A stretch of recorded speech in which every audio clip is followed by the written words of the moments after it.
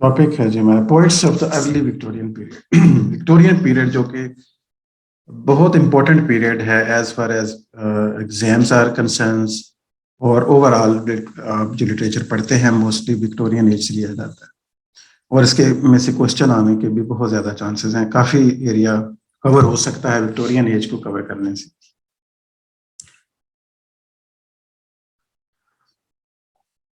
जैसे कि last time हमने पढ़ा था कि हमने इसको दो हिस्सों में डिवाइड कर दिया था, अर्ली विक्टोरियन पीरियड और लेट विक्टोरियन पीरियड, ताकि इसको समझ सकें, और इनमें कुछ फ़र्क भी है, कुछ सिमिलैरिटीज़ भी हैं, और इसके लिए हमने विक्टोरियन पीरियड का बैकग्राउंड जो है उसके ऊपर अलग से हमने काम किया है। आज इसमें एंटर होते हैं और पोइट्स ऑफ अर्ली विक्टोरियन देखेंगे। उसके बाद हमने यकीनन लेटर विक्टोरियन में जब जाएंगे तो उनके भी पोइट्स हैं जो हम सेपरेटली देखेंगे, और उस वक्त ये साथ देख लेंगे कि इनका क्या सिमिलैरिटीज और कंट्रास्ट है विद अर्ली विक्टोरियन पीरियड। तो इसमें हम क्या पढ़ेंगे, कौन से पोइट्स हैं, उनके क्या वर्क्स हैं और उनका आपस में क्या डिफरेंस है, और आज ही मैं आपसे कोशिश करें कि साथ साथ पढ़ते हुए उसे याद कर लें। एंड ऑफ द लेक्चर जो है वो कुछ क्वेश्चन आंसर भी हम कर सकते हैं। सो be ready.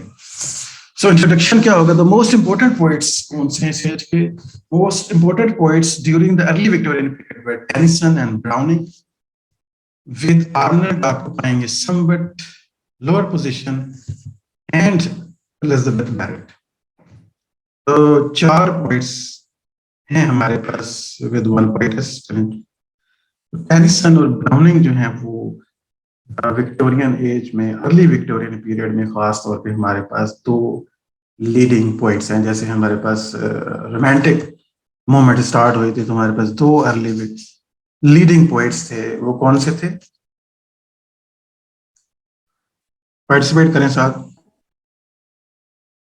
ST. Coleridge and Wordsworth.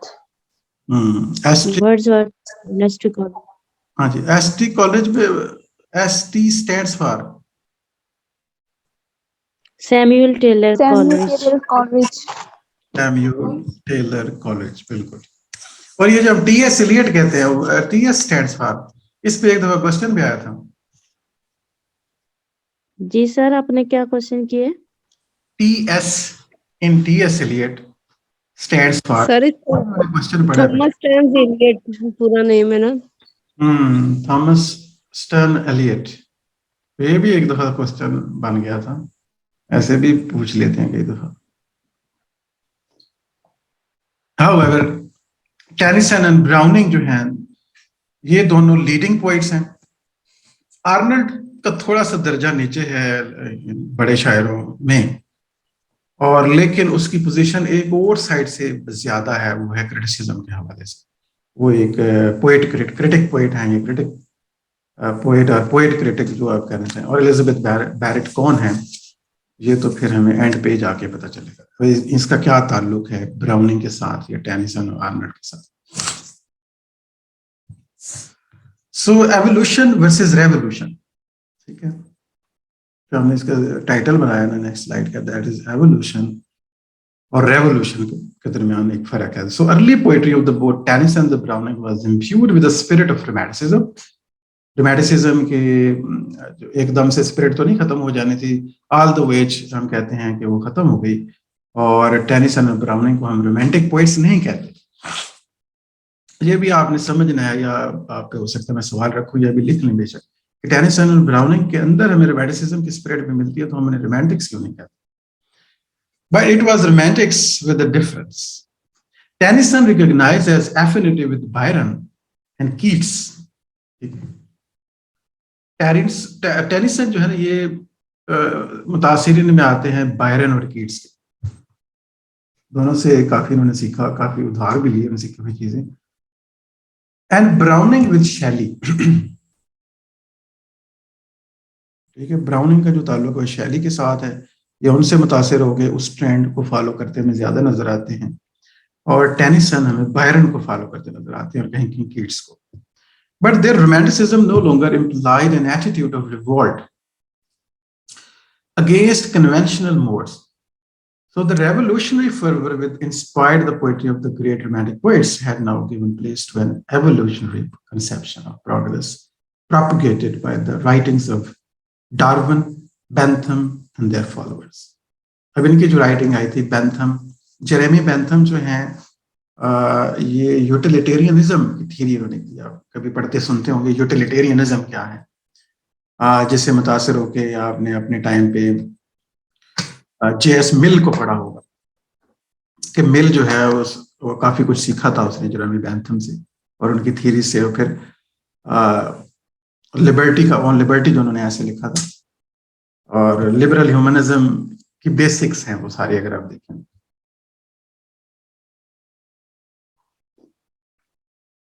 और जहां तक डार्विन का ताल्लुक, डार्विन जो है ओरिजिन ऑफ स्पीशीज लिखी, जिसने जो कॉन्सेप्ट ऑफ बाइबल थे, बेसिस थी, उनको काफी नुकसान पहुंचाया और एक नई जो थिंकिंग है उसको डेवलप किया। तो रेवोल्यूशन जो है, रेवोल्यूशनरी स्पिरिट जो थी रोमांटिसिज्म की, अब वो ट्रांसफॉर्म हो गई थी कुछ न्यू ऑथर्स और न्यू थियरिस्ट आने की वजह से।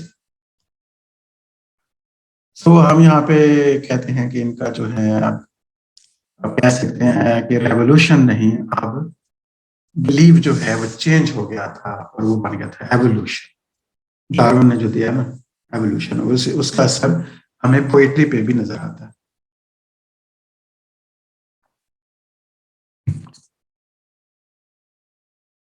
तो पहले ग्रेट ऑथर है हमारे पास जी एल्फ्रेड टेनिसन, 1809 में ये पैदा होते हैं, 1892 में इनकी डेथ होती है। Tennyson is the most representative poet of the Victorian age के तो खैर सबसे बड़े पोएट्स में, अर्ली विक्टोरियन में तो यकीनी तौर पे आप इनको कहेंगे बड़े पोएट हैं। His poetry is record of intellectual and spiritual life of the time. अपने टाइम को, अपने टाइम के स्पिरिट को ये रिप्रेजेंट कर रहे हैं। एक लिहाज से हम कह सकते हैं इंटेलेक्चुअल स्पिरिचुअल रिकॉर्ड है अपने जो विक्टोरियन एज का।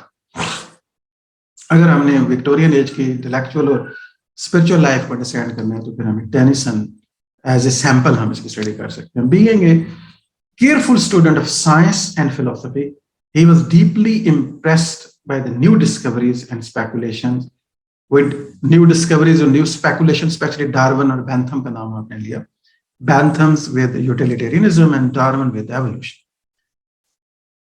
So अपने टाइम की उन्होंने फिलोसफी को पढ़ा, साइंस से मुतासिर हुए। So he was deeply impressed by the new discoveries and speculations which were undermining the orthodox religion. जो ऑर्थोडॉक्स जो कॉन्सेप्ट ऑफ रिलीजन था यकीनन वो अब चेंज हो रहा था, and giving rise to all sorts of the doubts and difficulties. Doubt जो है वो जो साइंस ने दिया ना, वो कन्वेंशनल थिंकिंग में अब क्रैक्स जो है वो नजर आना शुरू हो चुके थे। और ये चीज हमें टेनिसन की पोएट्री में वो इंटेलेक्चुअल लाइफ मिलती है ब्रिटिश की उस टाइम की।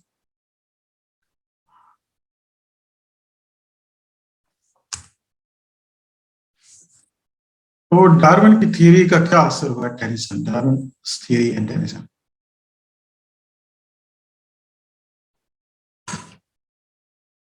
मैं चाय पी रहा था, साथ चले में खत्म हो गई।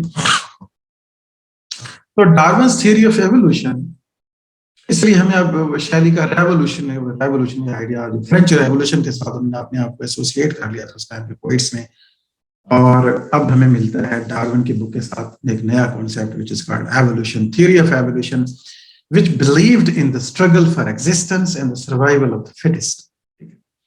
और ये हमें थ्योरी बताती है कि सिंपल से कॉम्प्लेक्स की तरफ यूनिवर्स बढ़ रही है। पहले जो है वो सादा जानदार पैदा हुए, सिंगल सेल से बढ़ते हुए और ट्रिलियन ऑफ सेल्स के कॉम्प्लेक्स जो है एनिमल्स हैं वो इस प्लानेट पे आगे बढ़ते हैं, और उसमें डिफरेंट लॉज काम कर रहे हैं, जिसमें स्ट्रगल फॉर एग्जिस्टेंस है, बुनियादी चीज है, and survival of the fittest, specially upset and the shook the foundation of the religion faith. और इन सब सवालों के जवाब जो कि रिलीजन दे रहा था उससे पहले। So origin of species which is actually published in 1859 book जो है। Thus there was a conflict between science and religion on that time, and doubt and faith, materialism and spiritualism. तो ये उस एज में हमें ये टोटल कॉन्फ्लिक्ट दोनों हमें नजर आएंगे इनकी पोएम्स के अंदर, इनके काम के अंदर, क्योंकि पोएट जो होता है वो स्पिरिचुअल और इंटेलेक्चुअल हिस्ट्री होता है अपने time. These two voices of the Victorian age are perpetually heard in Tennyson's work. तो आप ये दोनों वॉइसेस जो हैं, साइंस और रिलीजन की वॉइस, डाउट और फेथ की वॉइस, मटेरियलिज्म और स्पिरिचुअलिज्म की वॉइस, जो कि बिल्कुल बाइनरी बनाते जाएंगे साथ साथ, हमें ये बाइनरीज, ये दो वॉइस जो हैं नजर आती हैं विक्टोरियन एज की टेनिसन के काम के अंदर. सो इन memoriam, more than in any other contemporary literary work, we read of the great conflict between faith and doubt. Tennyson का जो वर्क है इन मेमोरियम, तो हमें फेथ और डाउट का ये कॉन्फ्लिक्ट हमें वहां से हम इसको देख सकते हैं. ओवरऑल उनकी पोएट्री में भी मिलेगा ये सारा कॉन्फ्लिक्ट, साइंस और रिलीजन का, डाउट और फेथ का, मटेरियलिज्म और स्पिरिचुअलिज्म. आई होप कि यहाँ से आपको आइडिया हो रहा होगा कि मैं क्यों कह रहा हूँ कि टेनिसन इन नजरियात को पढ़ने के बाद रोमांटिक स्पिरिट जो है, although वो रोमांटिक्स को फॉलो कर रहे हैं, लेकिन एक रिफॉर्म्ड रोमांटिक्स है. इस वजह से हम इन्हें विक्टोरियन कहेंगे अपनी साइड. ठीक है. So the concept of the nature आप देखते हैं. नेचर आपको पता है that is a watchword in romantic literature. Reason उससे पहले क्लासिकल लिटरेचर का वॉच वर्ड है, तो नेचर जो है वो रोमांटिक्स का था. तो कॉन्सेप्ट ऑफ द नेचर इनके यहाँ कैसा हो गया. Though he is greatly disturbed by the constant struggle going on in the nature, which is read in tooth and claw. Tennyson की जो लाइन है, read in tooth and claw. So Tennyson का जो concept of the nature है, वो ये है कि वो nature जो है वो इतनी beneficiary, जरूरी नहीं कि वो आपको benefit भी दे रही हो. Nature in read in tooth and claw.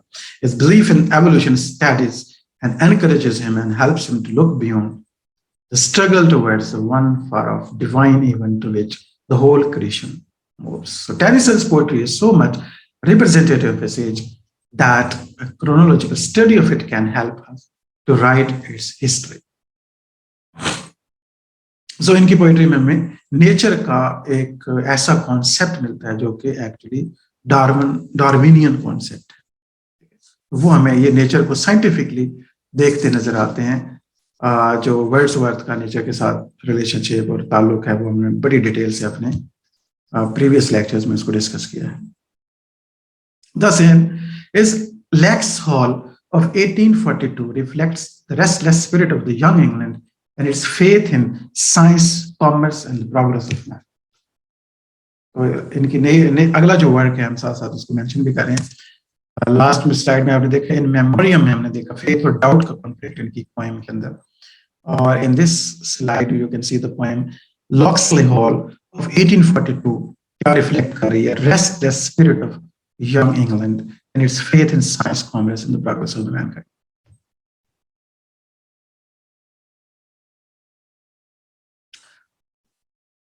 अब हम देखते हैं कि जो बड़े बड़े वर्क्स हैं, वर्क्स ऑफ द टेनिसन. इन ये टेनिसन को आप आई होप अंडरस्टैंड कर गए इनका कांसेप्ट ऑफ नेचर क्या है, ये कहाँ से इंस्पिरेशन ले रहे हैं, उनको किस तरह पोएटिक ट्रेडिशन को उन्होंने रिफॉर्म किया, और अपने टाइम की जो इंटेलेक्चुअल और स्पिरिचुअल जो हिस्ट्री है उसको इनकी पोएट्री में हम देख सकते हैं. लगातार हमें साइंस और फेथ के अंदर एक कॉन्फ्लिक्ट नजर आता है. So in Locksley Hall 60 years after इनकी जो पोएम है, the poet gives expression to the feeling of revulsion roused against the new scientific discoveries. ठीक है, जो नई चीजें आ रही हैं, नई डिस्कवरीज आ रही हैं, उनके बारे में उसकी फीलिंग जो है एज ए रिपल्शन और रिवल्शन हमें नजर आता है वहां. Against the new scientific discoveries which threaten the very foundation of religion and against commerce and industry which had given rise of some very ugly problems as a result of the sordid greed of gain. तो हमें क्या मिलता है, ये conflict हमें नजर आता है और एक रिपल्शन और रिवल्शन नजर आता है इस पॉइंट के अंदर में. न्यू जो साइंटिफिक डिस्कवरीज है उनके अगेंस्ट भी, और न्यू जो मटेरियलिस्टिक डेवलपमेंट हो रही है, इंडस्ट्रियल इंग्लैंड जो है वो आगे बढ़ रहा है, इंडस्ट्रियलाइजेशन हो रही है, और एक कॉमर्स और इंडस्ट्री के अंदर जो डेवलपमेंट हो रही है, तो इंसान जो थोड़ा सा ग्रीड उसमें इसको इनको नजर आती है कि वो मटेरियलिज्म बढ़ रहा है. इस पॉइंट को ये सामने लाता है. So in the Princess, next poem, Tennyson dealt with an important problem of the day, that of the higher education of women. अगली पोएम के अंदर हमें एक और प्रॉब्लम हमें सामने आता है, that is higher education of the women and their place in the fast changing condition of the modern society. ठीक है, यहाँ पे इस मामले को ये डिस्कस करते हैं। तो इसी वजह से हम कह रहे हैं टेनिसन की पोइट्री को हम देखते हुए हमें अर्ली विक्टोरियन पीरियड की टोटल हिस्ट्री नजर आएगी, खासतौर पे हिस्ट्री ऑफ आइडियाज नजर आएगी, हिस्ट्री ऑफ इंटेलेक्चुअल कॉन्फ्लिक्ट्स नजर आएगी, कि किस तरह सोसाइटी जो है वो बदल रही है। इन मॉड एक और इनके पोएम, इस स्लाइड पे 3 पोएम्स हैं जो आपने याद रखनी।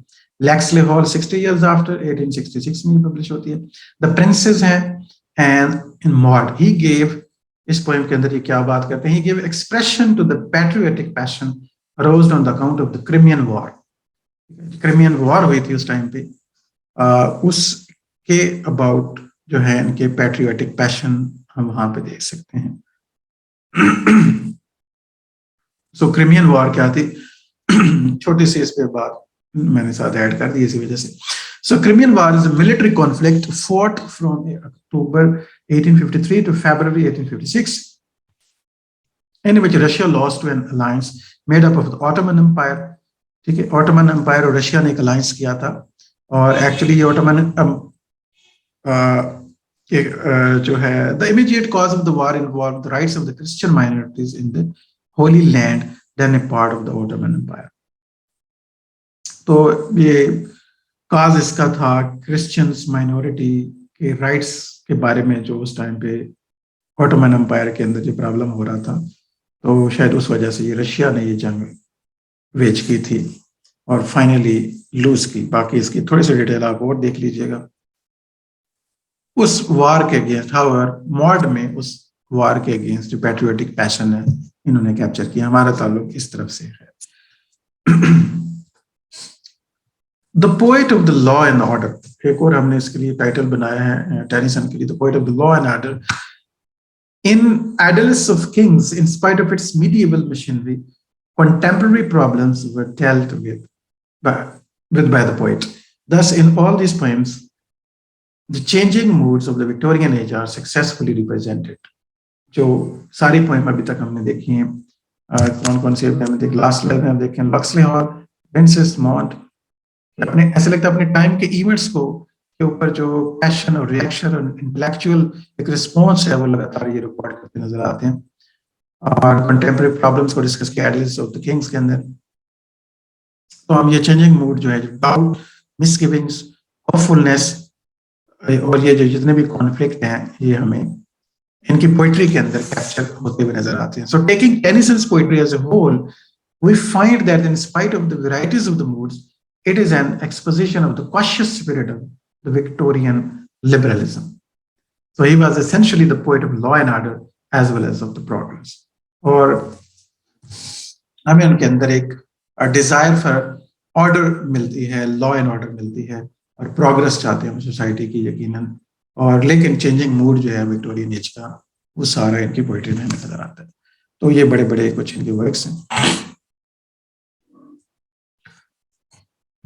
Okay, the idea contained in his poems are often condemned by his critic as a commonplace, and he is berated as a shallow thinker sometimes. But no one can deny his greatness as an artist. He is perhaps, after Milton, the most conscientious and accomplished poet artist in English literature. तो critics का different views हैं, बड़े artist भी इनको समझा जाता है, कुछ कहते हैं कि जनरल बस कमेंट्री करते चले गए।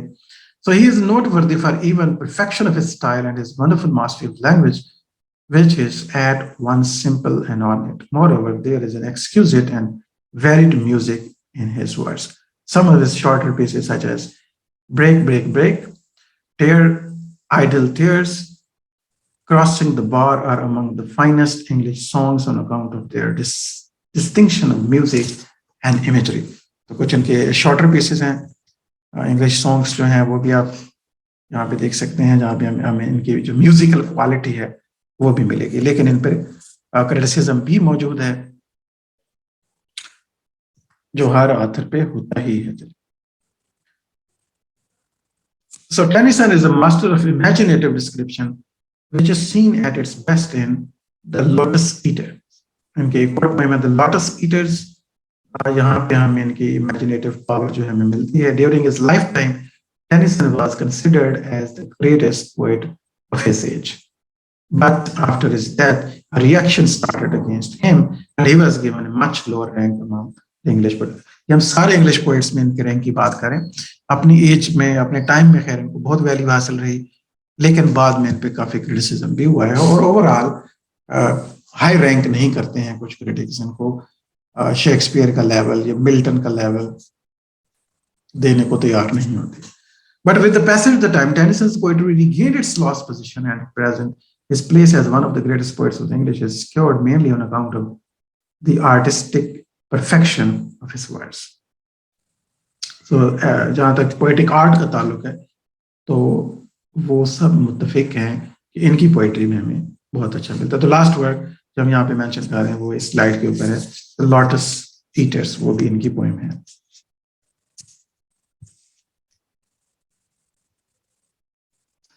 नेक्स्ट हमारे पास स्टूडेंट्स ऑथर हैं वो है रॉबर्ट ब्राउनिंग. जैसे हमने कहा था कि अर्ली विक्टोरियन एज जो है उसमें हमारे पास दो बड़े ऑथर हैं जो आपने याद करने. तो टेनिसन के वर्क्स को आपने यकीनन नोट किया होगा. दूसरे बड़े ऑथर जो लीडिंग ऑथर हैं विक्टोरियन अर्ली विक्टोरियन एज के अंदर वो है Robert Browning. During his lifetime Browning was not considered as great as a poet as Tennyson. Lifetime में तो ब्राउनिंग को वो मकाम नहीं मिला जो टेनिसन को फेम मिला अपने टाइम के अंदर.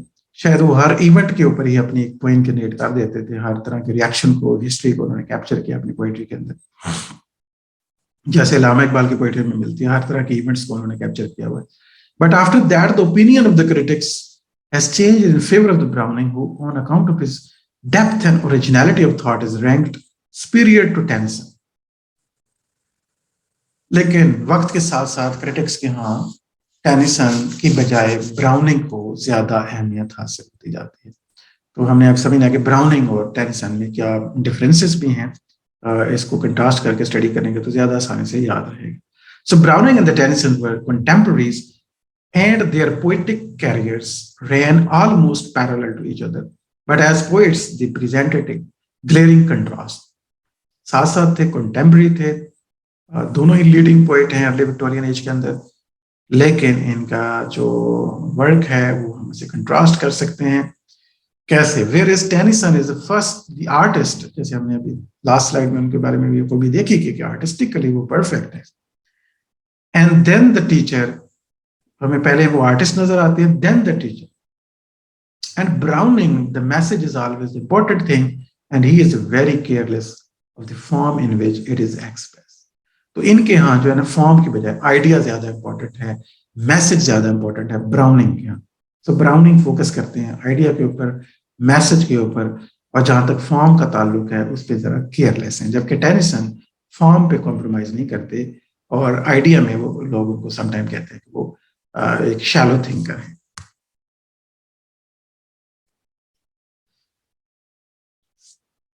Tennyson always writes about the subject which are dainty and comely, and Browning on the other hand deals with the subjects which are rough and ugly. आगे जो हमें इनके दरमियान जो फर्क नजर आता है वो है कि टेनिसन जो है वो always writes about the subject which are dainty and comely, और Browning on the other hand subjects से डील करते हैं थोड़ा rough और ugly अंदाज के अंदर.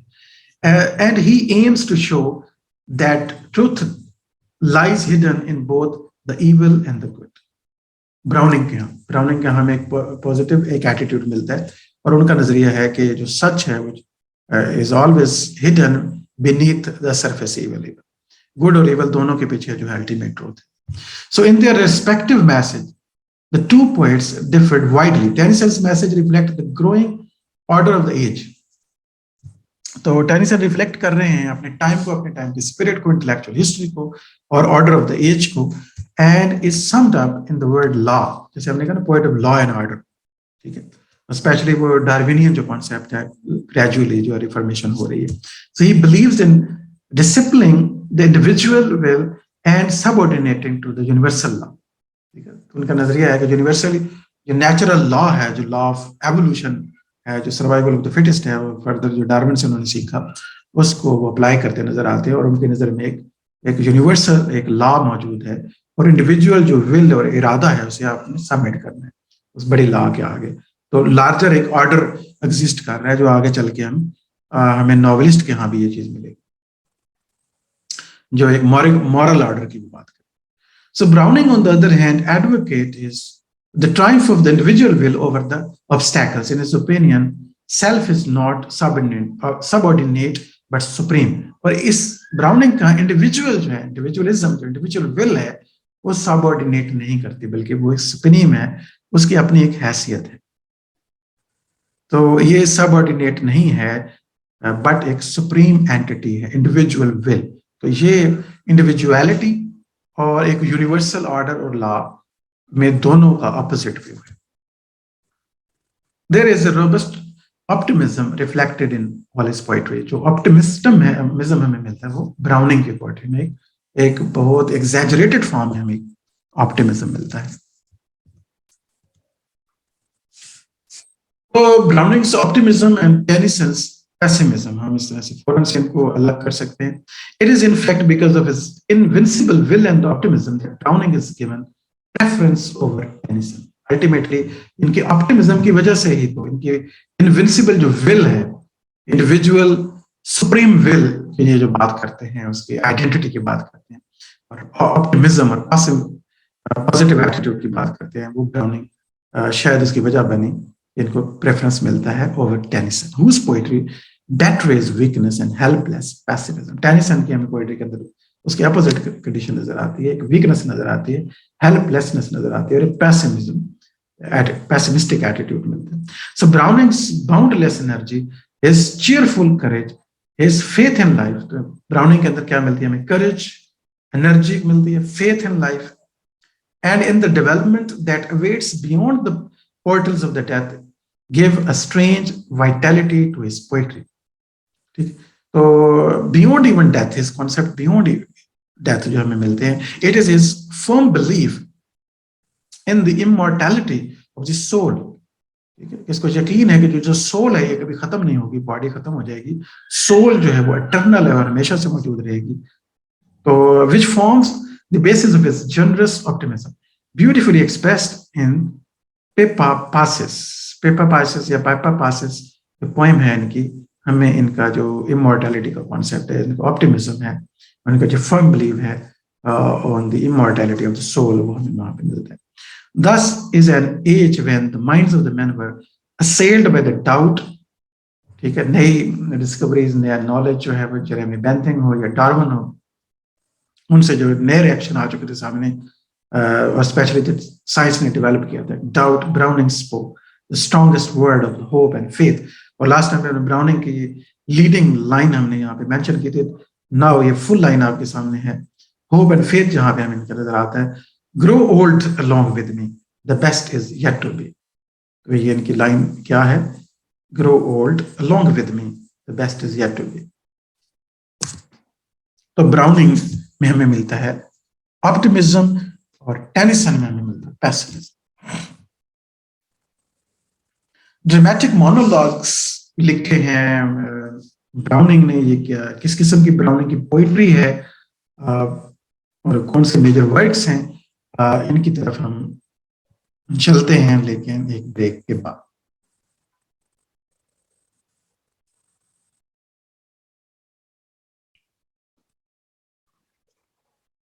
सो ड्रामेटिक मोनोलॉग किसने लिखे? यकीनन ब्राउनिंग की हम बात कर रहे हैं। So in another way also Browning presents a contrast to Tennyson. वो कौन सा वे है? वो ये है कि where is Tennyson's genius is mainly lyrical, Browning is predominantly dramatic. तो ये भी इन दोनों में फर्क है कि हमें टेनिसन में अगर हमें पैसिमिज्म मिलता है और ब्राउनिंग के अंदर ऑप्टिमिज्म मिलता है, तो हमें टेनिसन के अंदर जो उनकी पोइट्री है वो लिरिकल है मोस्टली, और ब्राउनिंग की जो पोइट्री है वो डोमिनेटली प्रीडोमिनेटली ड्रामेटिक है। And his greatest poems are written in the form of the dramatic monologues. Being chiefly interested in the study of human soul, जो कि इनका ज्यादा इंटरेस्ट अभी आज तक आपको फील हो गया कि वो स्पिरिचुअल सोल के साथ है, वो स्पिरिचुअल पार्ट ऑफ बीइंग के साथ है, तो ह्यूमन सोल की वो स्टडी कर रहे हैं। सो ही discusses in poem after poem in the form of monologue or dialogue especially. And problems of the life and conscious की जो बात करते हैं वो डायलॉग फॉर्म में या मोनोलॉग ड्रामेटिक मोनोलॉग लिखेंगे या फिर डायलॉग फॉर्म में इसकी poetry. So and in the form all of them Browning himself is the central character and he uses the hero as his own mouthpiece. ठीक है, जैसे अपने अपने किरदार अपने आप को ही प्रोजेक्ट करते हैं, हमें मिल्टन नजर आते हैं, तो यहाँ हम इनको इनकी इस साइड को हम मिला सकते हैं किसी हद तक मिल्टन के साथ, बल्कि इस बिलीफ को ओवरऑल भी मिल्टन के साथ ये शेयर करते नजर आ रहे हैं. तो ब्राउनिंग के यहाँ क्या है, ड्रामेटिक जो मोनोलॉग्स की जब जिक्र आएगा, पोइट्री डायलॉग फॉर्म में जब पोइट्री आपको मिलेगी, स्टडी ऑफ द स्पिरिट आपको मिलेगी, तो आपके ज़हन में ब्राउनिंग आनी चाहिए. So works of the Browning. His first poem, Pauline, 1833, which is a monologue addressed to Pauline on the incidents in the development of his soul, is autobiographical. A fragment of the personal confession under a thin dramatic disguise. जैसे हमने पहले कहा, इनकी खुसूसियत क्या है, अपनी soul की studies है, सोल की अच्छे तरीके से तो अपनी ही हो सकती है. ऑटोबायोग्राफी के टच मिलते हैं पॉलिन के अंदर, जो एक माउथ पीस बनती है. पॉलिन को बल्कि एक पोएम एड्रेस्ड है और एक किस्म का ये एक ड्रामेटिक मोनोलॉग है. His Paracelsus जो है Paracelsus 1835, which is in form of a drama with 4 characters. जैसे पोएम है जिसमें different characters हैं, drama type है, is also a story of incidents in the development of a soul of a Renaissance physician in whom true science and charlatanism were combined. ठीक है, तो ये Paracelsus जो है एक रेनेसां फिजिशियन है, एक कैरेक्टर था, उसकी कहानी इन्होंने यहाँ पे डिफरेंट कैरेक्टर्स में उनके फिर डायलॉग फॉर्म ये पोएम कंपोज की है. So Paracelsus has the ambition of attaining truth and transforming the life of man.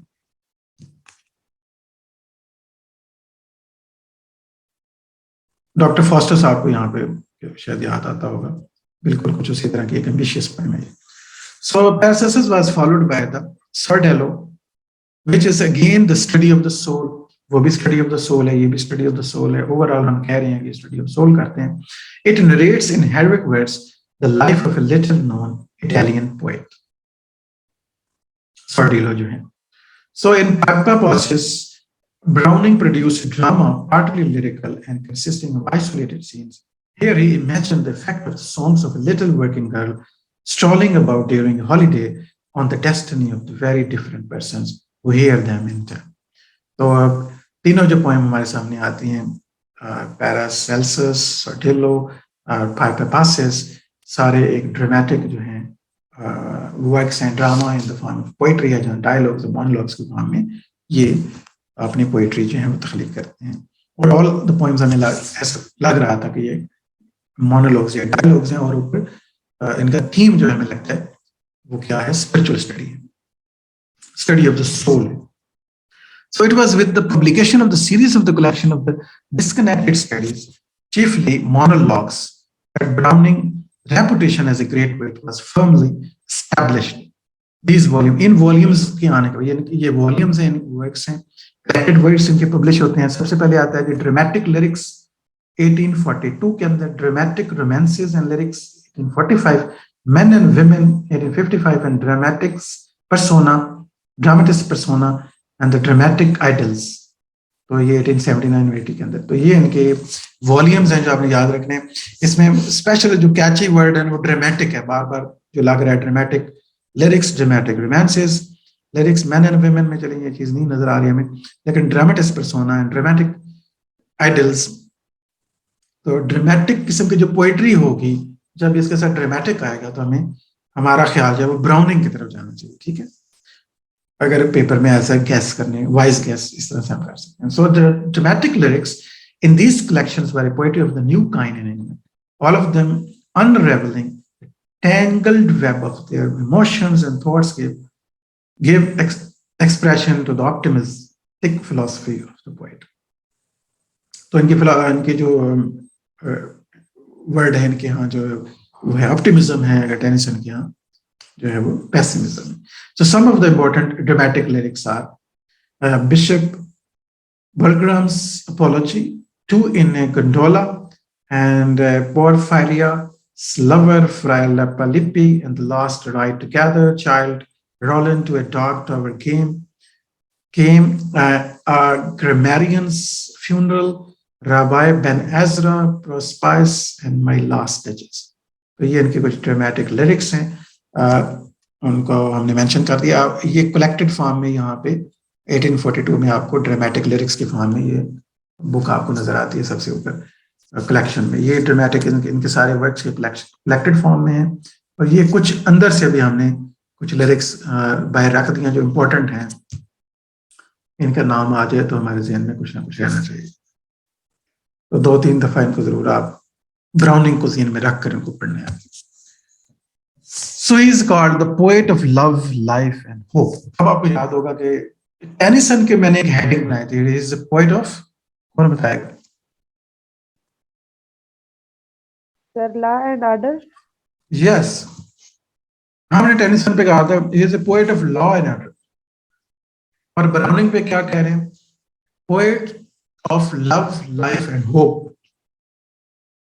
So Browning brought out 4 successive volumes of The Ring and the Book, which is his masterpiece. इनके एक और book है जिसमें 4 volume में आती है, The Ring and the Book. कहते हैं कि ये इनका सबसे बेस्ट वर्क है. The 10 long successive monologues contain the finest psychological study of the character ever attempted by him. In fact, Browning is mainly remembered for the astonishing vigor and hope that characterize all his work. इनके सारे काम में अगर वो एक spiritual study नजर आती है तो, और ड्रामेटिक अक्सर मोनोलॉग्स और डायलॉग्स और ड्रामा वर्ड खासतौर पर इनकी पोइट्री के साथ एसोसिएटेड है, और इनके अंदर होप हमें मिलती है, एक लाइफ, एक एनर्जी मिलती है इनकी poetry. He is a poet of love, of life and of will to live.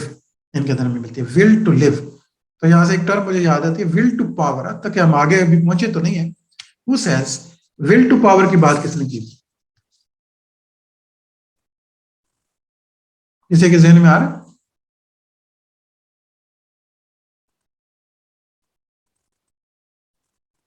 नहीं आ रहा. चलिए कोई बात. Here and beyond the grave, as he says in the Song of the David in his poem Soul. So he talks about life after death. He talks about the will to live, जो हमारी Dzire है basically life की, और energy जो है, individual self जो है, उसकी बात करते हमें नजर आते हैं. 2-4 दफा अगर आप इन स्लाइड्स को देखेंगे तो बड़े आसानी से आप आइडेंटिफाई कर लेंगे कि टेनिसन का वर्क कौन सा हो सकता है और ब्राउनिंग का वर्क कौन सा हो सकता है, और ब्राउनिंग में वो क्या खास बात है जो टेनिसन में नहीं, और टेनिसन में वो क्या खास बात है जो आपको ब्राउनिंग में नहीं मिलेगी. तो कंट्रास्टिव स्टडी होगी, और इसको आप आसानी से इंशाल्लाह याद कर लेंगे. ऑब्सक्योरिटी, जैसे वहां भी एक क्रिटिसिज्म था, टेनिसन पे एक क्रिटिसिज्म हमने किया. क्रिटिक्स ने क्या एतराज लगाया टेनिसन पे?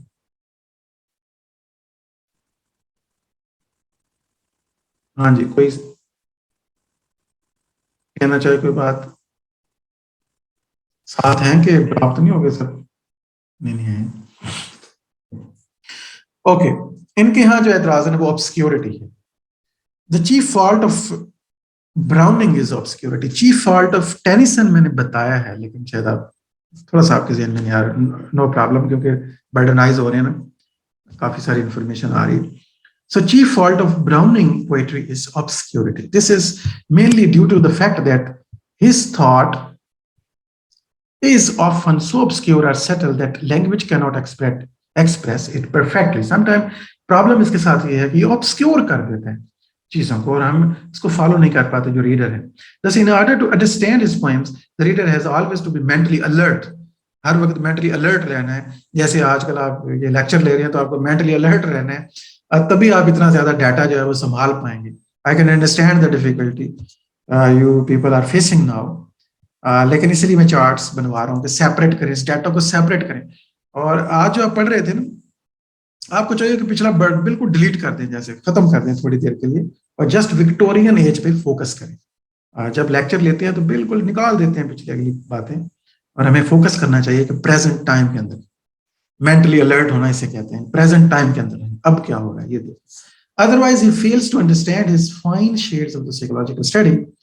To a certain extent, Browning himself is to be blamed for his obscurity because he is careless as an artist. हम इसको कह सकते हैं as an artist he is a careless. और टेनिसन हमें अलर्ट नजर आता है अपने आर्ट के अंदर। उसका अगर फॉल्ट है ना तो वो थॉट के अंदर है, और इसका फॉल्ट जो है वो जो है ना फॉर्म के अंदर है। ये केयरलेस है about form. His strength, his joy of life, his robust faith, his invincible optimism जो है, इसकी strength, faith, optimism जो है, energy जो है, enter into the life of his series of the readers of his poetry and make him a different man. This is why after 30 years of the continuous work, his merit was finally recognized and he was placed beside Tennyson and even considered greater than the Tennyson. ठीक है? In the opinion of the some critics, he is the greatest poet in English literature since Shakespeare. और कुछ तो critic कहते हैं कि इनका काम जो है शेक्सपियर के बाद इनका बहुत बड़ा मकाम है। अगर हमने इसको देखना है कि क्लैरिटी ऑफ थॉट जो है वो टेंशन के अंदर है, लेकिन टेंशन में एक और फॉल्ट है, और यहाँ ये क्या करते हैं, ये ऑब्सक्योर कर देते हैं sometime. This is the fault of tensions work. Next हमारे पास ऑथर है जी मैथ्यू आर्नल्ड। दो बड़े जो लीडिंग पोइट हैं अर्ली विक्टोरियन एज, हमने सॉर्ट आउट कर लिए हैं। इसको नहीं किए तो हम दोबारा से पढ़कर इन स्लाइड को देखकर दोबारा से लेक्चर को सुनकर इस बात को समझने की कोशिश कर सकते हैं, और बहुत आसानी से सॉर्ट आउट हो जाएंगे ये दोनों। अब चलते हैं मैथ्यू आर्नल्ड की तरफ। He was born in 1822, died in 1888. Another great poet of the early Victorian period is Matthew Arnold, though he is not so great as Tennyson and Browning. तो क्रिटिक्स के यहाँ, ये मैं नहीं कह रहा, सारी बातें यकीनन हम क्रिटिसिज्म से लेते हैं, तो क्रिटिक्स कहाँ क्या है कि इतने बड़े शायर नहीं हैं, शायद क्रिटिक बड़े होंगे। Unlike Tennyson and Browning, who came under the influence of the Romantic poets, Arnold reacted against the ornate and the fluent romanticism of Shelley and Keats. Tennyson और Browning ओवरऑल, वो अलग बात है कि टेनिसन ने किसी और पोइट को फॉलो कर रहे हैं, बायरन को चले कर रहे हैं, और ब्राउनिंग जो है शैली को फॉलो कर रहे हैं, लेकिन दोनों जो है हमें ऐसे लगता है कि रोमांटिक्स को आइडियलाइज करते हैं, लेकिन आर्नल्ड जो है वो बिल्कुल ही रोमांटिसिज्म को रिजेक्ट करते हैं, वो आइडियलाइज नहीं करते। He strove to set up a new classical ideal as against the Romantics. ये बिल्कुल ही उससे पीछे जाते हैं और क्लासिकल प्रिंसिपल जो है उनको अहमियत देते हैं। He gave emphasis on the correctness in the poetry. वही क्लासिकल जो थी, ऑर्डर, प्रिसाइजनेस, करेक्टनेस, ठीक है, आपको याद होगा तो। Beside being a poet, Arnold was a great critic of poetry, perhaps the greatest critics during the Victorian period. Victorian period सारा निकालें तो शायद सबसे बड़े क्रिटिक हमें मिलते हैं मैथ्यू आर्नल्ड। और आर्नल्ड की जो क्रिटिसिज्म है वो यकीनन आपने पढ़ रखा होगा, आपको यकीनन इनका टच स्टोन मेथड भी याद होगा, ठीक है, और इनकी हाई सीरियसनेस वाली बातें भी याद होंगी। And he belongs to that rare category of the critic who is a poet also. ये पोइट क्रिटिक है, उस कैटेगरी में आते हैं जो पोइट भी हैं और क्रिटिक भी है। तो क्या आपके ज़हन में कोई और शख्स ऐसा आ रहा है जो पोइट भी हो और क्रिटिक भी? Sir doctor Johnson. T Eliot जो है वो मुझे टी.एस. एलियट है, डॉक्टर जॉनसन है, बिल्कुल जी सर। दोनों ठीक है, आपके दोनों जवाब ठीक। जी sir. Works of the Arnold देखते हैं। दो इतने बड़े पोइट नहीं है, लेकिन कुछ तो लिखा होगा। Though Arnold's poetry does not possess the merit of the poetry of the Tennyson and the Browning, when it is at its best, it has wonderful charm. Okay, this is especially the case with his early poetry. Among his early poems are Sonnet on Shakespeare. इनके जो famous काम है मैंने highlight कर दिया हूँ। Sonnet on Shakespeare deserves the highest place. It is the most magnificent epigraph and introduction to the works of the Shakespeare. Another poem of the great charm and the beauty is Requiescat, क्योंकि ये word Italian है गालिबन, which is an exquisite dirge. So what is dirge? ये भी आपको बताना पड़ेगा। एक dirge है जिसका मतलब रिक्वेस्ट या रिक्वेस्ट कैट का मतलब एक्चुअली तो है रेस्ट, लैटिन वर्ड है विच मीन्स रेस्ट, और ये एक डर्ज है। और डर्ज क्या है ये मेरे स्टूडेंट बताएंगे। नेक्स्ट की बात बता दें। वर्क्स ऑफ द आर्नल्ड आगे चलाते हैं। His longer poems strayed reveller और Empedocles on Etna, Sohrab and Rustam.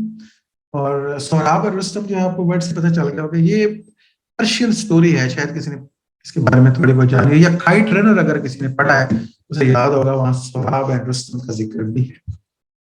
तो सोहराब एंड रुस्तम कौन है ये थोड़ा सा ऐड करेंगे जिनको पता है लेक्चर के एंड के ऊपर। द स्कॉलर जिप्सी, इनका फेमस वर्क है स्कॉलर जिप्सी। और थर्सिस जो है, थर्सिस इनकी एलजी है, an elegy on Clough which is considered the same rank as Milton's Lycidas and Shelley's Adonais. और टॉमस ग्रे की एलजीज आपको याद है, ये बड़ी बड़ी एलजीज में एक और आपके पास आ जाती है एलजी थर्सिस। ये इनके बड़े बड़े वर्क्स हैं। It is the same lyrical note in the poem The Forsaken Merman, which is a piece of exquisite and restrained but melodious, passionate music. और एक और हमारे पास काम आता है The Forsaken Merman and Dover Beach, which give expression to Arnold's peculiar religious attitude in an age of doubt. Dover Beach इनकी poem है, religious attitude को show करती है। The fine summer night, the memorial verses which immediately appeals to the reader. तो ये इनके बड़े बड़े काम हमारे सामने हैं। पीछे में सोनेट्स ऑन शेक्सपियर हमने पढ़ा था, रिक्वेस्ट कैट जो कि डच है, और उसके बाद हमारे पास आते हैं strayed traveller, Empedocles, Sohrab Rustum, scholar gypsy, Thyrsis, और उसके बाद फॉरसेकन मर्मन, डोवर बीच और summer night.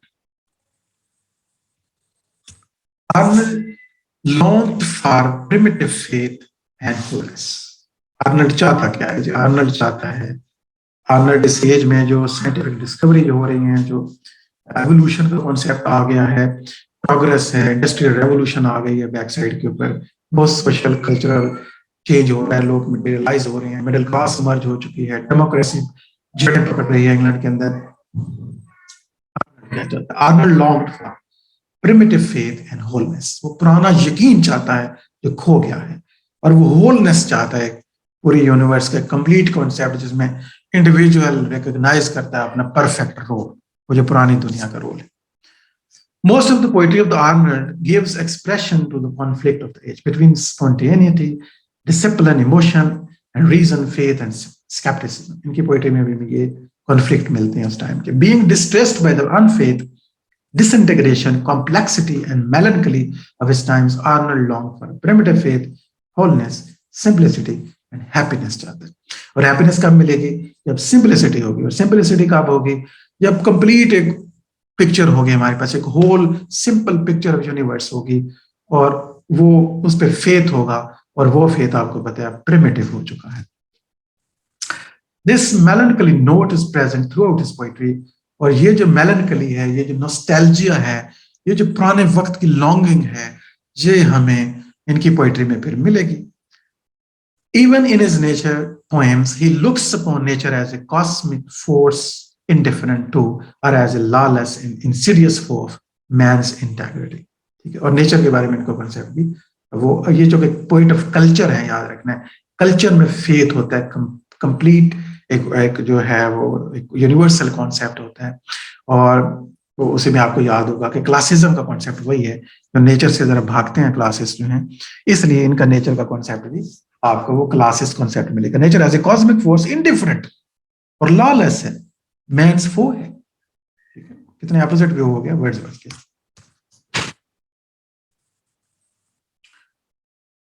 Art is a criticism of life, आपने ये लाइन जरूर कहीं ना कहीं पढ़ी होगी, art is a criticism of life. तो ये लाइन जनाब दी है आपको Arnold.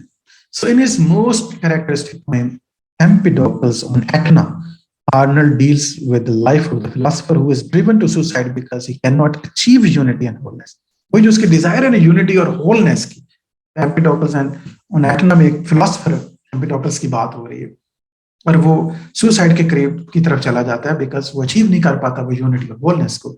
His skeptical intellect has dried up the springs of the simple natural feeling. His attitude to life is very much in contrast with the positive optimism of Browning, who says that the best is yet to be. इसको हम browning से contrast भी करके इसको याद रख सकते हैं. Though poetry is an art which must give aesthetic pleasure, according to Arnold, it is also a criticism of life. तो इन्होंने नया कॉन्सेप्ट भी दिया कि पोएट्री का काम जो है, आर्ट का काम जो है, वो प्लेयर तो चलिए एस्थेटिक प्लेयर तो होता ही है, और ये फिर क्रिटिसिज्म ऑफ लाइफ भी है. So art is a criticism of life. ये फेमस कॉन्सेप्ट क्रिटिसिज्म में जनरेट किया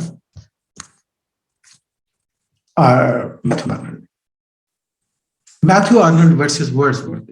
Yeah. He looks for high seriousness in poetry, which means जो high seriousness का इन्होंने touchstone वो method भी एक दिया है, उसमें high seriousness का भी एक dimension है.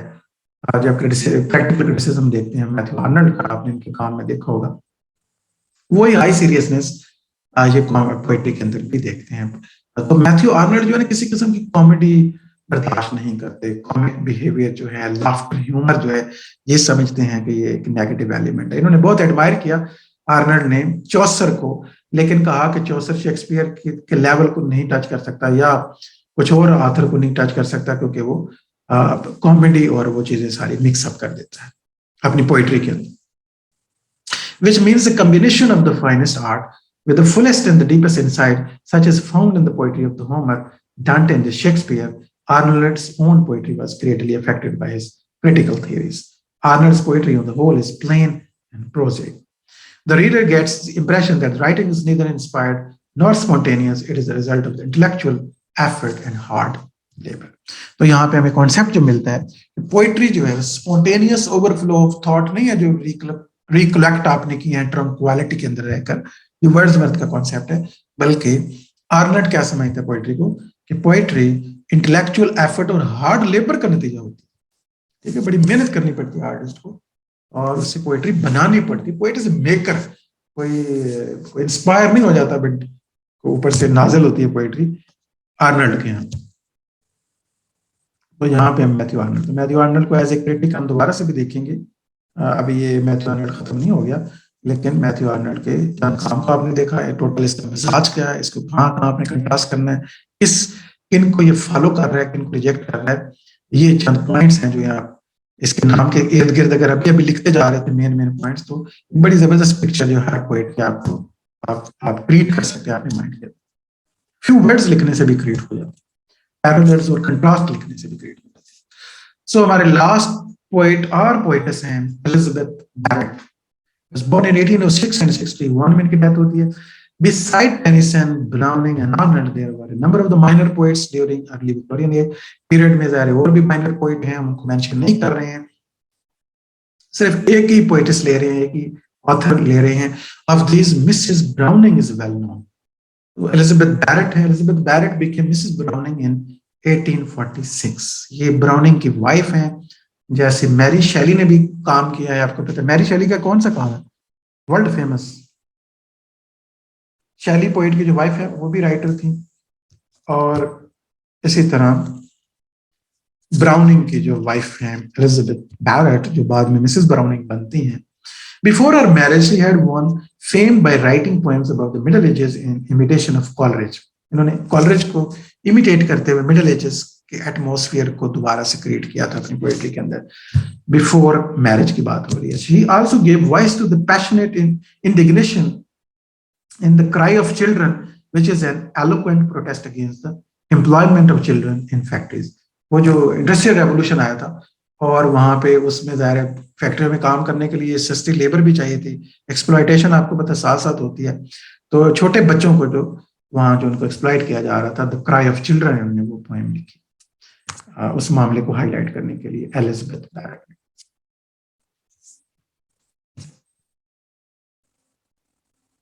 उसके बाद जो है इनकी पोएम जो है हमारे पास आती है सोनेट्स फ्रॉम द पुर्तगीज होना चाहिए यकीनन. ये मैंने स्पेलिंग आगे पीछे कर दिए, यहाँ भी करेक्ट कर लेते हैं, कोई बात नहीं. नहीं ऐसे तो नहीं होगा, आ गया. So sonnets from the Portuguese, but he but she, sorry, produced her best work after she came in contact with Browning. तो बेस्ट वर्क जो है इन्होंने प्रोड्यूस किया जब इनको इनको ब्राउनिंग मिल गए, और ब्राउनिंग मिलने के बाद जो है इनको स्पिरिचुअली जो है एक एनलाइटमेंट मिली, और ये एक बड़ी पोएटिस के तौर पे सामने आती हैं. Her sonnets from the Portuguese which were written before her marriage with Browning tell in a most delicate, tender manner her deep love for and passionate gratitude to Browning. ये ब्राउनिंग के बारे में उनकी मोहब्बत का इजहार है और पैशनेट ग्रैटिट्यूड है browning. Sonnets from the Portuguese, who brought her, who was sick and lonely, back to health of life. Her other great work, Aurora Lay, is written in the form of an epic. ये इनकी एक epic है, एक long narrative poem है. Aurora Lay 1857 में ये publish होती है. On the romantic theme, written in blank words, वो romantics के अंदाज में. It discusses issues of prostitution and poverty and women and the value of social reform. तो फीमेल की और प्रोस्टिट्यूशन का जो प्रॉब्लम है, जो एक्सप्लॉइटेशन होती है प्रोस्टिट्यूशन के थ्रू फीमेल की, और सोशल वैल्यूज और सोशल रिफॉर्म्स और फीमेल के राइट्स के बारे में इन्होंने अरोरा ले पोएम तख्लीक की. और आप देख रहे हैं कि सोशल रिफॉर्म्स के ऊपर, सोशल जो प्रॉब्लम्स हैं उनके ऊपर लिखते हैं. इनकी पहले पिछला वर्क आपको याद हो रहा है, द क्राई ऑफ चिल्ड्रन, जो प्रॉब्लम है, जो एम्प्लॉयमेंट ऑफ चिल्ड्रन है इन फैक्ट्रीज, उस प्रॉब्लम को हाईलाइट करती हैं. तो यहाँ पे प्रोस्टिट्यूशन का और विमेन एक्सप्लॉइटेशन का और सोशल वैल्यूज को डिस्कस करती हैं अपनी इस पोएट्री के अंदर. तो ये है हमारा आज का लेक्चर. तो देख लेते हैं हम शॉर्ट सा रिव्यू ऊपर से नीचे की तरफ. क्या पढ़ा हमने आखिर? Poets of the early Victorian period पढ़ा है हमने आज. 4 पोएट हमने कहा हमने डिस्कस करने हैं, Tennyson, Browning, Arnold and Elizabeth Barrett. हमने कहा जी एवोल्यूशन, अब रेवोल्यूशन नहीं, अब एवोल्यूशन की बात होगी. टेनिसन और ब्राउनिंग और ये जो पोएट्स हैं, ये रोमांटिक्स की उस ट्रेंड को आइडियलाइज तो कर रहे हैं, लेकिन ये अपनी इनकी आइडेंटिटी है, ये विक्टोरियन माशरे को रिप्रेजेंट कर रहे हैं, जहाँ पे एवोल्यूशन की बात हो रही है. एवोल्यूशन के ऊपर जो कि बुक आ गई है. सो पहले हमने देखा टेनिसन अपने विक्टोरियन एज को, इंटेलेक्चुअल स्पिरिचुअल लाइफ और टाइम को रिप्रेजेंट करते हैं. वो स्टूडेंट ऑफ साइंस और फिलोसफी थे, लिहाजा अपने अंदर जो आने वाला कॉन्फ्लिक्ट है, डाउट है अपने टाइम को, उनकी पोएट्री में हमें नजर आता है. डार्विन्स थ्योरी ऑफ एवोल्यूशन जो है, struggle for existence, survival of the fittest, और जिसने रिलीजन के फेथ को नुकसान पहुंचाया, और एक न्यू जो है सिंथेसिस की तरफ बढ़ रहा है माशरा. और ये चीजें हमें इनके वर्क्स के अंदर मिलती हैं. खासतौर पे इन मेमोरी में आप देखें, फेथ और डाउट, तो कॉन्फ्लिक्ट हमें मिलेगा. कॉन्सेप्ट ऑफ द नेचर हमें मिलता है इनका, वो डिफरेंट कॉन्सेप्ट ऑफ नेचर है. अदर जो रोमांटिक्स के उनके यहाँ ये एवोल्यूशन की बात करते हैं. और यहाँ पे लक्सले हॉल इनकी पोएम भी मेंशन है, जो साइंटिफिक डिस्कवरीज और इंडस्ट्रियल रेवोल्यूशन जो हो रहा था उसके ऊपर एक रिवल्शन है, और एक एतराज है on the greed of gain और मटेरियलिज्म के ऊपर. फिर प्रिंसेस है, मॉड है. तो अपने टाइम के होने वाले डिफरेंट इंसिडेंट जो हिस्टोरिकल इंसिडेंट्स हैं, उन पे भी ये पॉइंट्स पे पोएम लिखते गए. The poet of the law and order हमने इनको कहा. उसके बाद हमने देखा कि इनका आर्ट में क्या प्रॉब्लम है, इन पर क्या एतराजात किए गए हैं, वो हमने पढ़े. कुछ सोनेट्स की बात की, कुछ सॉन्ग्स की बात की. फिर ब्राउनिंग की बारी आती है. ब्राउनिंग को हमने कंट्रास्ट किया और देखा इनमें और टेनिसन में क्या डिफरेंसेस हैं. एक अगर डेंटी और कॉमली है तो दूसरा रफ और अगली है. एक पॉजिटिविस्ट है तो एक नेगेटिविस्ट है, एक पेसिमिस्ट है तो एक ऑप्टिमिस्ट है. एक लॉ एंड ऑर्डर की बात कर रहे हैं, यूनिवर्सल ऑर्डर की बात कर रहे हैं, इंडिविजुअलिटी की बात कर रहे हैं, एक विल टू लिव की बात करता है. सो ब्राउनिंग के अंदर हमें मिलता है ऑप्टिमिज्म. फिर हमने देखा टेनिसन की पेसिमिज्म से हमने इनको कंट्रास्ट और कंपेयर किया. और जहाँ पे फेमस लाइन जो है हमने कोट की, grow old long with me, the best is yet to be. Browning की ड्रामेटिक मोनोलॉग हमें मिलते हैं. डायलॉग और मोनोलॉग की फॉर्म इनकी पोएट्री मिलती है. ब्राउनिंग की इनके वर्क में हमें ऑटोबायोग्राफी मिलता है, सोल ऑफ द सिटी मिलती है. और फिर हमने कुछ वर्क्स की बात की ब्राउनिंग के, और खासतौर पे जब ड्रामेटिक लगेगा, ड्रामेटिक जैसे लिरिक्स हैं, इनकी जो कलेक्शन है, वॉल्यूम्स हैं, ड्रामेटिक रोमांसेस हैं, मैन एंड वेमेन हैं, ड्रामेटिक पर्सोनास हैं, ड्रामेटिक आइडल्स हैं। ये सारे वर्क्स आपको रिमाइंड करवाएंगे कि ये ब्राउनिंग ने पहले किए हैं। तो हमने सीखा कि ये poet of love, poet of life and poet of hope है। इन पे एतराज ये है कि इनके वर्क में हमें ऑब्सक्योरिटी मिलती है, और बाकी भी हमने डिटेल से इनके आर्ट को डिस्कस करने की कोशिश की। तीसरे बड़े आर्टिस्ट हमने कहा जी मैथ्यू आर्नल्ड है, और ये क्रिटिक पोइट हैं, और ज्यादा बड़े क्रिटिक हैं। इतने बड़े आर्टिस्ट को नहीं समझा जाता है, पोइट नहीं समझा जाता। इनकी बड़ी पॉइंट्स, बड़े वर्क्स में सोनेट्स, शेक्सपियर है, और एक कैट है, एक डर्ज है, और उसके बाद स्ट्रेट ट्रैवलर, जिप्सी वगैरह हमने देखे। इनके जो बड़े बड़े वर्क्स हैं। और आर्नल्ड क्या चाहता है, हमने कहा लॉन्ग फॉर, इसके अंदर nostalgia, he long for the primitive faith and wholeness. और इन्हीं की लाइन है, art is a criticism of life. Matthew Arnold को हमने कंपेयर किया वर्ड्सवर्थ के साथ, इनकी कंसेप्ट ऑफ नेचर को लेकर। उसके बाद हमारे पास लास्ट पोएट, और बल्कि पोएटेस थी, वो है एलिजाबेथ बैरेट, जो मिसेस ब्राउनिंग हैं, और इन्होंने काई ऑफ चिल्ड्रन लिखी है, और अरोरा ले लिखी है। दोनों में सोशल प्रॉब्लम्स को हाईलाइट किया है। और सोनेट्स फ्रॉम द पोर्टुगीज में इन्होंने ग्रेटिट्यूड और लव ब्राउनिंग के लिए शो किया। That is the lecture on early Victorian as poets. I hope के एक पिक्चर जो है हमारे सामने पेंट हो चुकी है अबाउट अर्ली विक्टोरियन राइटर्स।